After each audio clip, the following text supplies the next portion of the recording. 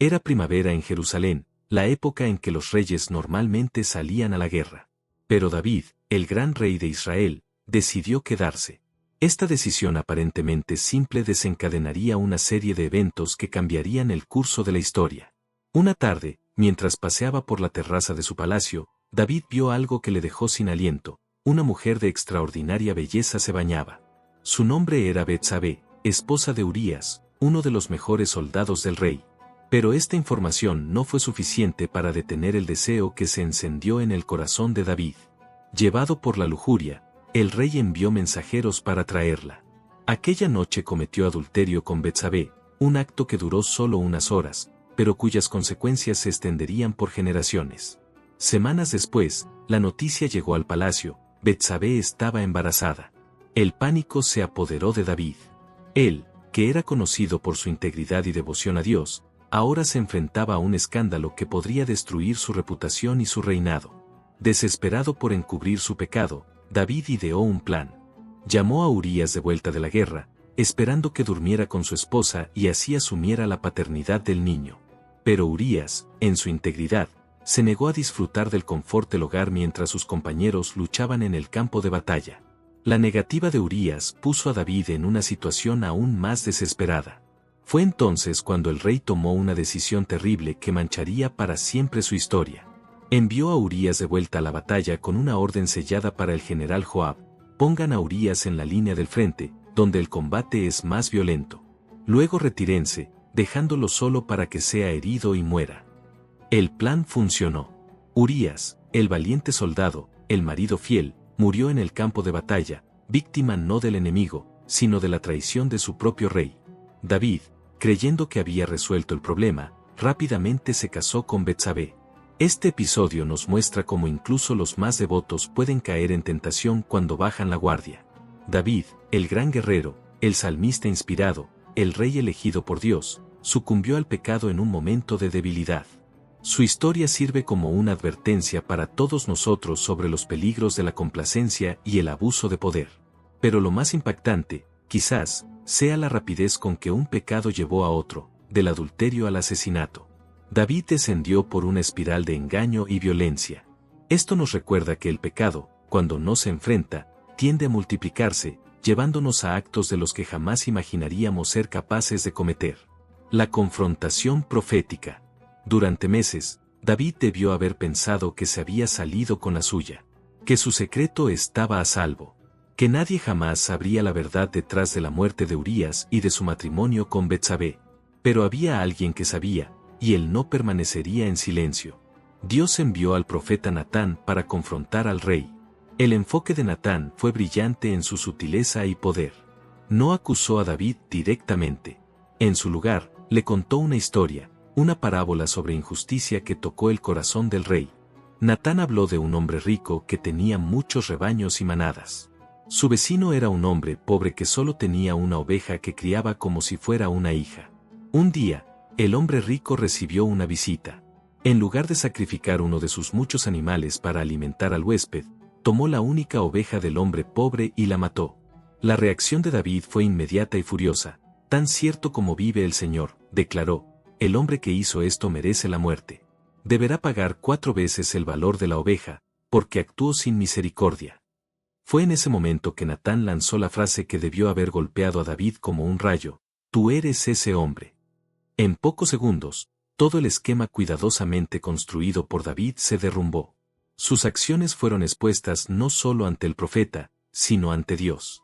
El rey, que momentos antes estaba listo para condenar a un hombre hipotético por un crimen menor, ahora se veía confrontado con sus propios pecados, mucho más graves.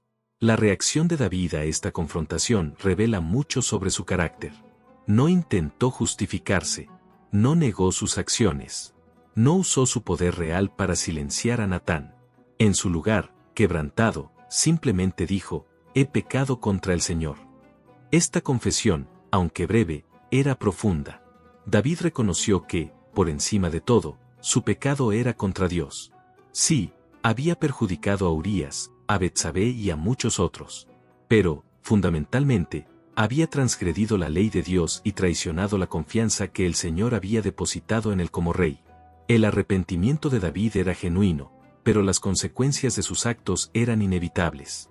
Natán anunció el juicio divino: la espada nunca se apartará de tu casa. El hijo que te ha nacido ciertamente morirá. Este episodio nos enseña varias lecciones importantes. Primero, vemos la importancia de la responsabilidad mutua. Incluso un rey necesitaba a alguien que pudiera decir la verdad, por más dolorosa que fuera. En segundo lugar, aprendemos sobre la naturaleza del verdadero arrepentimiento.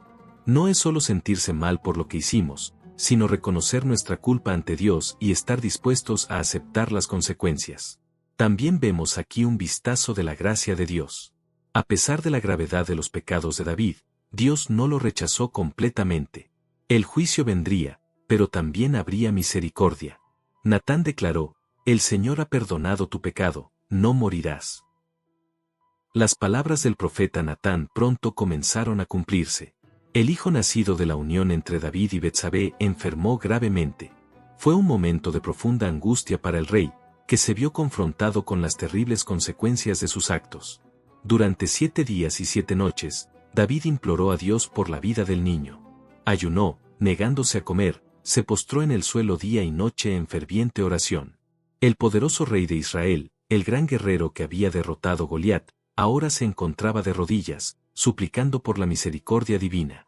Los sirvientes del palacio observaban con preocupación. Nunca habían visto a su rey en tal estado de desesperación. Intentaron persuadirlo para que comiera, para que se levantara, pero David se negaba.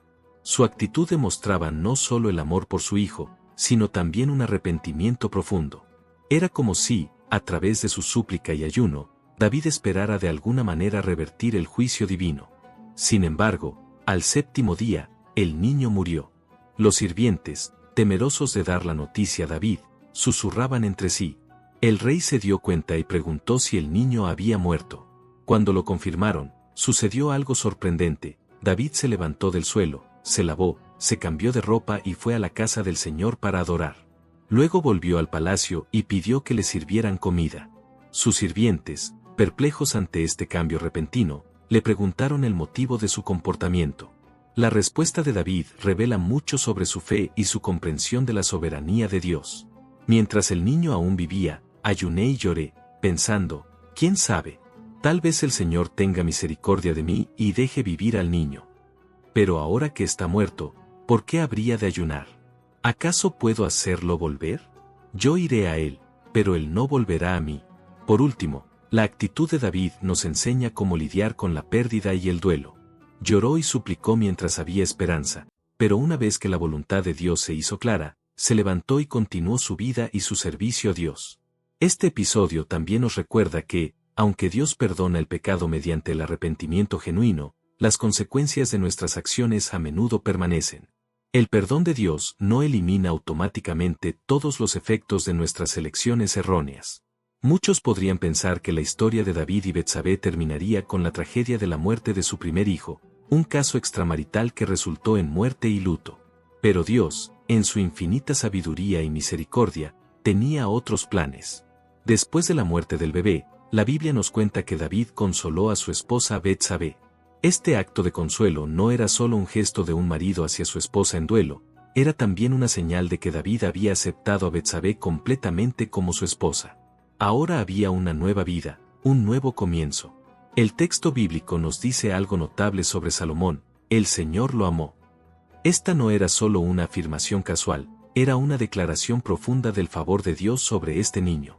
El mismo Dios que había juzgado el pecado de David, ahora demostraba su amor y aceptación a través de este nuevo hijo. Pero Dios fue más allá. Envió un mensaje especial a través del profeta Natán, el mismo profeta que había confrontado a David sobre su pecado. Natán le dio a Salomón un nombre adicional, Jedidías, que significa amado del Señor. Este hijo de David y Betsabé, nacido en circunstancias redimidas, también marcó el cumplimiento de una promesa que Dios le había hecho a David años atrás. Dios había prometido que uno de sus hijos construiría el templo y establecería un reino eterno.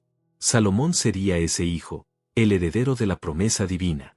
Esta historia nos enseña mucho sobre la naturaleza de Dios.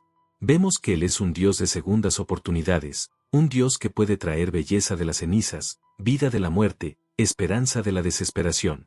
El nacimiento de Salomón es un testimonio de que Dios no descarta a las personas por sus errores pasados. Él es capaz de tomar los hilos enredados de nuestras vidas y tejer algo hermoso. David y Betsabé, cuya unión comenzó en pecado, ahora se convertían en los padres del futuro rey de Israel, un hombre que sería conocido como el más sabio que jamás vivió. Este evento también marca el inicio de una nueva fase en la vida de David. Aunque aún enfrentaría desafíos y consecuencias de sus acciones pasadas, vemos a un David más maduro, más humilde, más dependiente de Dios. Cuando Salomón creció y Dios se le apareció en un sueño ofreciéndole una oferta extraordinaria, «Pídeme lo que quieras que te dé», la respuesta de Salomón reveló una sabiduría más allá de sus años. En lugar de pedir riquezas, larga vida o victoria sobre sus enemigos, Salomón pidió sabiduría para gobernar al pueblo de Dios. Esta elección agradó tanto al Señor que no solo le concedió a Salomón una sabiduría sin igual, sino que también le dio riquezas, honor y una larga vida, cosas que él no había pedido. Bajo el reinado de Salomón, Israel alcanzó el apogeo de su gloria y poder. La reina de Sabá, después de visitar Jerusalén y ser testigo de la sabiduría y riqueza de Salomón, declaró que ni la mitad le había sido contada. Salomón también era conocido por su vasta comprensión del mundo natural. La Biblia nos dice que hablaba sobre plantas, animales, aves, reptiles y peces. Su sabiduría abarcaba no solo asuntos espirituales y de gobierno, sino también el conocimiento del mundo creado por Dios. Además, Salomón era un escritor prolífico. 3 libros del Antiguo Testamento son tradicionalmente atribuidos a él: Proverbios, Eclesiastés y Cantar de los Cantares. Durante su reinado, la plata era tan común en Jerusalén como las piedras. La historia de David, Betsabé y Salomón no es solo un relato de errores, juicio y redención, sino una poderosa demostración de cómo Dios obra incluso en nuestras peores decisiones. Nos habla de las consecuencias inevitables del pecado, pero también del poder del arrepentimiento sincero y de la gracia restauradora de Dios. David cayó profundamente, pero también se levantó transformado. No por mérito propio, sino porque reconoció su falta y volvió su corazón al Señor. Betsabé, lejos de quedar definida por un pasado doloroso, fue redimida y elevada, llegando a ser madre del rey más sabio de Israel y antecesora directa del Mesías. Salomón, fruto de una unión marcada por el escándalo, fue el portador de una promesa eterna. Esta historia nos recuerda que nadie está demasiado lejos del alcance de la gracia de Dios. No hay fracaso tan profundo que no pueda ser redimido, ni vida tan rota que no pueda ser restaurada por el amor divino.